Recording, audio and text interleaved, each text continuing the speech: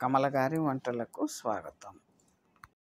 అందరికీ నూతన సంవత్సర శుభాకాంక్షలు. ఈరోజు మనం నువ్వులతో ఆంధ్ర అరిసెలు ఎలా తయారు చేసుకుని చూద్దాం. కేజీన్నర బెల్లం తీసుకున్నాను ఈ అరిసెలు తయారు చేయడానికి. కేజీ బెల్లానికి పావుసేరు గ్లాసుడు వాటర్ చొప్పున పోసుకోవాలి.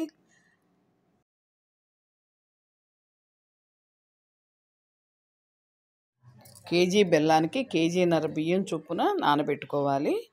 కేజీన్నర బెల్లానికి మనం ఇంచుమించు సుమారుగా నేను 3 కేజీలు బియ్యం ముందు రోజు రాత్రి నానబెట్టుకుని మెత్తగా పిండాడించుకుని పక్కన పెట్టుకున్నాను. కేజీ బెల్లానికి పావుసేరు గ్లాసు వాటర్ పోసుకుని పాకం పట్టుకోవాలి.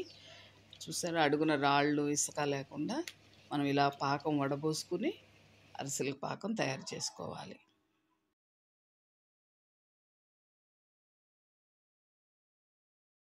అరకిలో నువ్వులు 1 కప్పు తీసుకుందాం. కాస్త నెయ్యి, కాస్త యాలకుల పొడి తీసుకుని అరిసెలు తయారు చేసుకుందాం.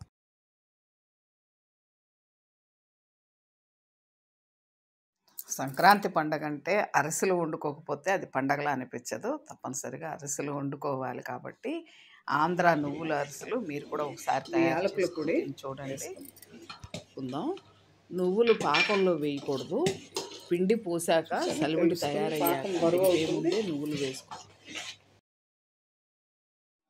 పాకం ఇలా ఉన్నప్పుడు మనం నెయ్యి పోసుకోవాలి. ఆ నెయ్యి పోయడం వల్ల ఏమవుతుందంటే నేతి అరిసెలు లాంటి మంచి టేస్ట్ వస్తుంది.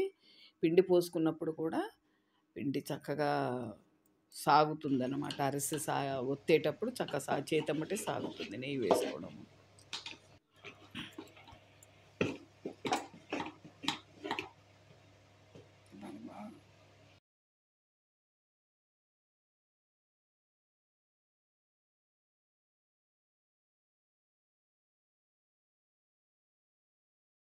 ఇలా నీళ్ళల్లో పాకం వేసినప్పుడు మూత రావాలి, టంగున మోగాలి.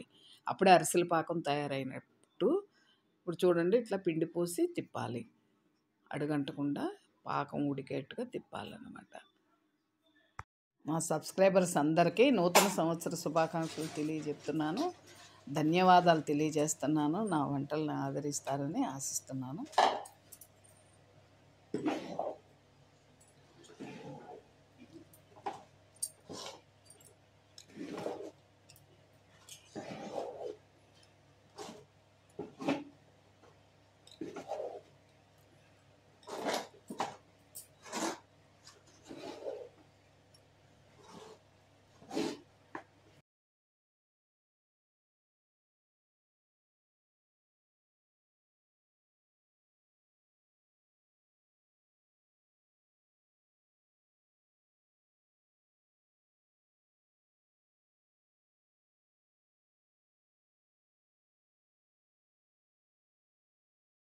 అరిసెలు చేసుకోవడానికి ఈ విధంగా పిండి పోసుకొని ఈ కన్సిస్టెన్సీలో దింపుకోవాలి సలివిడిని. ఇప్పుడు నువ్వులు పోసుకుని పిండిని తిప్పుదాం. ఒక లేయర్ తిప్పి మళ్ళీ పైన కాసిన నువ్వులు పోసుకుంటే చేతమ్మటే ఉండ చుట్టుకున్నప్పుడల్లా చేతికి నువ్వులు కూడా వస్తాయి. ఉండకి చక్కగా ప్రతి అరిసెకి కూడా నువ్వులు వస్తాయి. బాగుంటుంది. నువ్వుల అరిసెలు ఇలా చేసుకుంటే వెరైటీ టేస్ట్తో చాలా బాగుంటాయి. చూడండి, మళ్ళీ కాసిన నువ్వులు పోసుకుని పైన కూడా కాస్త జల్లుకోవడం వల్ల ప్రతి ఉండకి కూడా నువ్వులు తగులుతాయి అన్నమాట. ప్రతి అరిసెకి కూడా కావాల్సిన వాళ్ళు ఎక్కువ కావాలనుకుంటే అద్దుకోవచ్చు. సలివిడి ముద్దకు అద్దుకుని అరిసె తయారు చేసుకోవచ్చు అన్నమాట.